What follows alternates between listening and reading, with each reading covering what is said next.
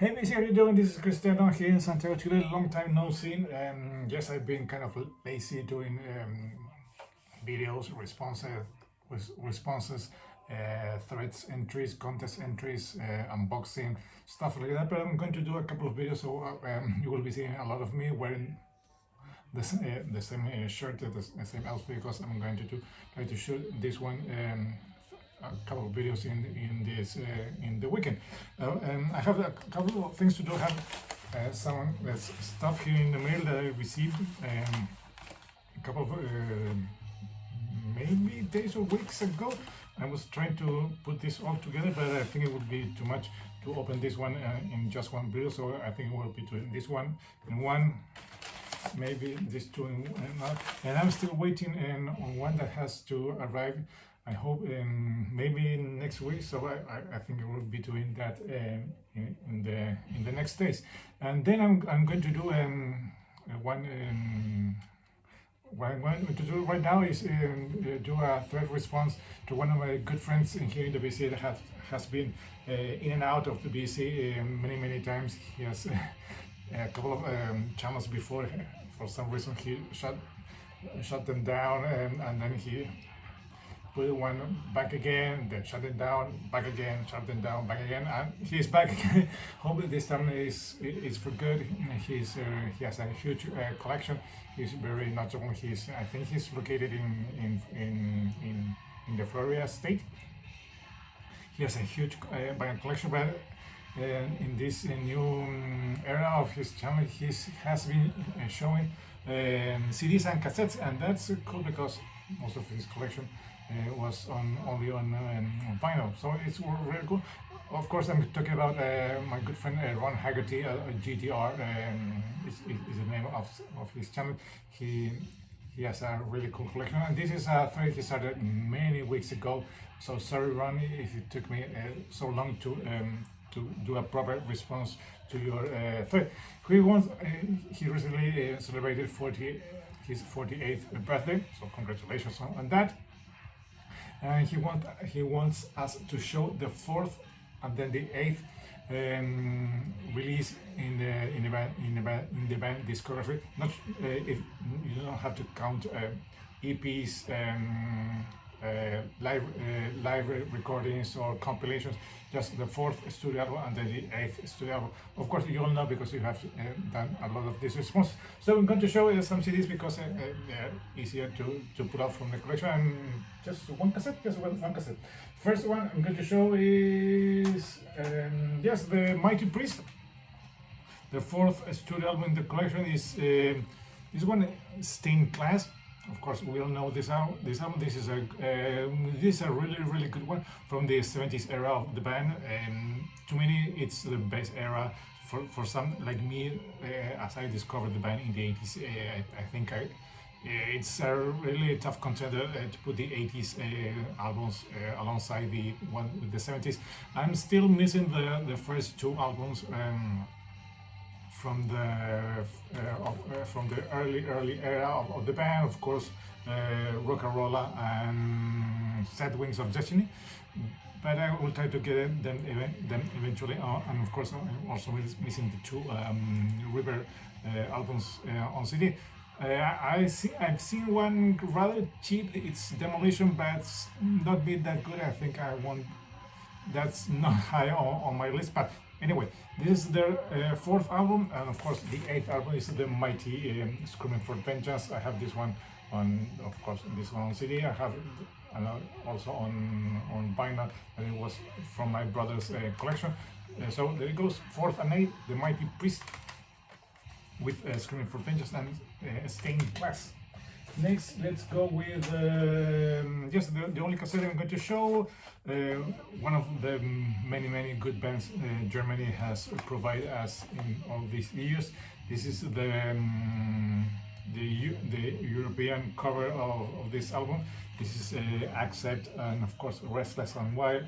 What I need, do I need to add anything else to this awesome album? To me, I think it's a perfect album, or a 9.8 out of 10 album.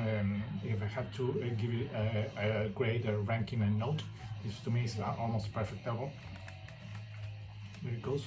That's the US cover. Of course, you know that.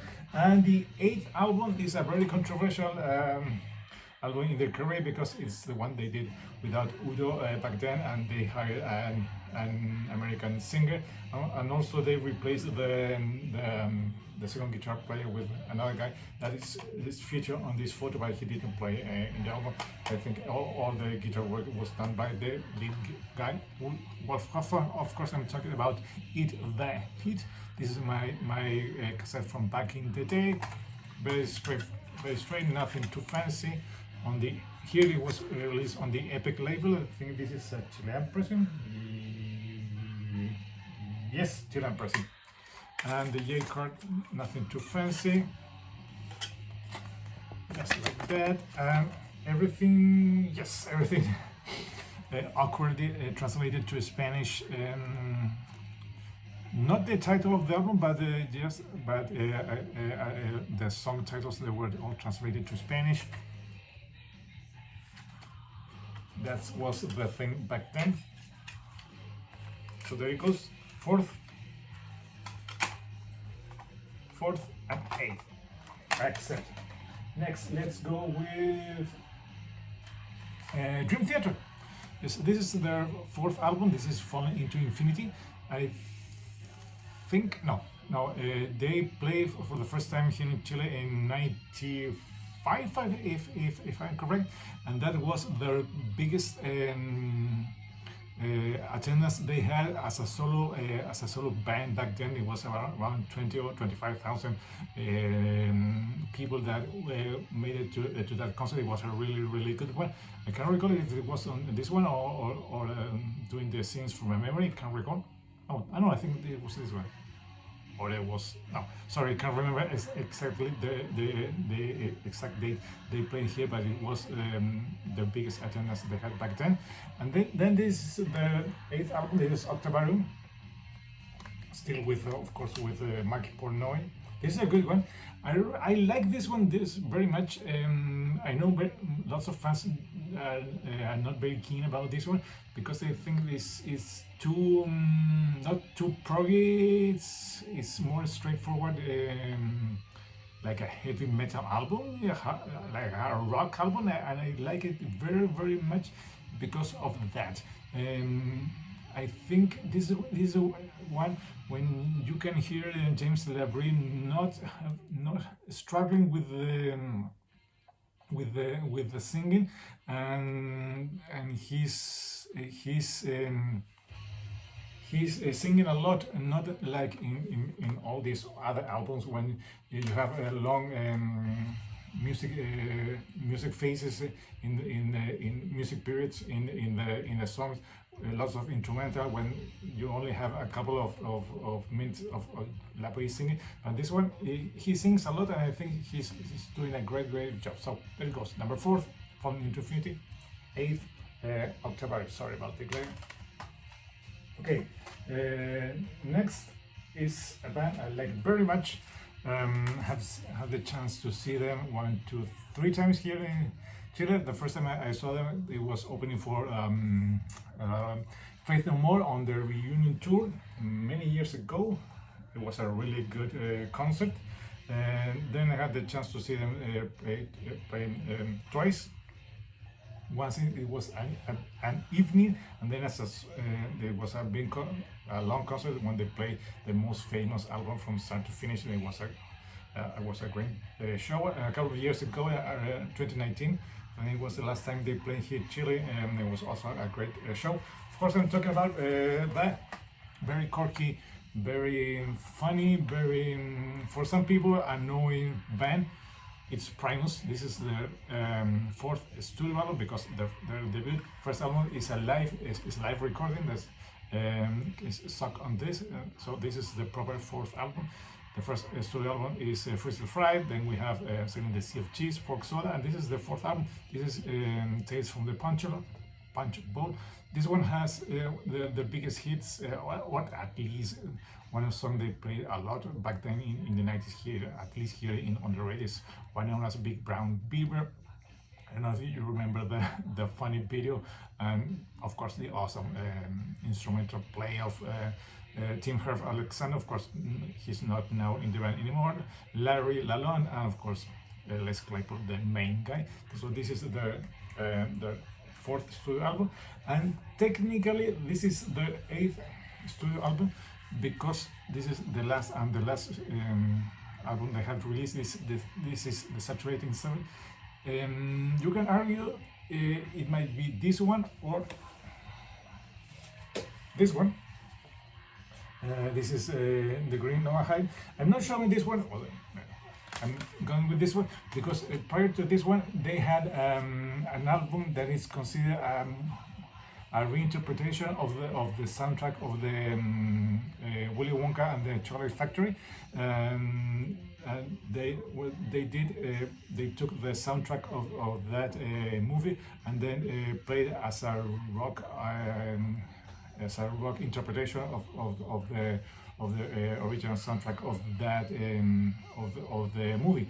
So technically it's of course it's made in the studio, but it's not of original material. So that's why I'm not considering that in the as the eighth studio album as another one in the studio discovery, because otherwise this one will be the eighth. But to me, is this one. This is the Saturating Seven. This is a concept album based on a book by inspired by Ulrico's Rainbow's Goblin. So there it goes. This is Primus and the Saturating Seven. And finally, one of my favorite bands that I have all the studio discovery, thanks to my good friend over there in Denmark, This is Music. Of course, I'm going to leave a link below to his channel, so you can go and check his channel. He's always posting and uploading great stuff, great material. He's doing also some great showing a lot of Japanese music, Japanese bands. Some you may like, some you don't like, but always showing some great stuff. And of course, when talking about DAD, or Jason After Dark, this is the fourth studio album. This is Risking It All. This is the second and last studio album done under the Warner Bros. Umbrella. After this one, unfortunately, they got released from the contract, and they returned to their origins in Denmark, and they signed with some record labels over there in Europe, but still releasing great material. This is the last studio album from the not consider this a glam era, but more hard rock than the previous three albums that were more in a kind of a cold punkish garage sound. Prior to this one, they had, of course, their biggest album, No Fuel Left for the Pilgrims, that was under the Warner Bros. Umbrella. That was a big impact back then, because a big US record label signing a small Danish band, a small band from Europe. It was a big thing. So there goes this number 4, Risking It All. And the 8th studio album is this one. It's Soft Dogs, if I'm correct. Yes, I think so. So there goes. That's my. This is a really good one. To me, this is a band that have never released any bad albums. In my opinion, they have always been very consistent in their releases. They have also very steady lineup. They have only one change. A one-man band member change in all these years, and has been the drummer.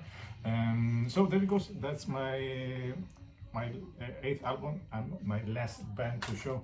To this thread started by our good friend Ron Haggerty. Of course, I'm going to leave a link below to his channel, so you can give him a sub, help him to make his channel grow again, like the ones he used to have a couple of years ago. So it's good to see him back doing great stuff and showing us his awesome collection. So this is me, this is Christian, down here in Santiago, Chile, saying goodbye till next time. Bye bye.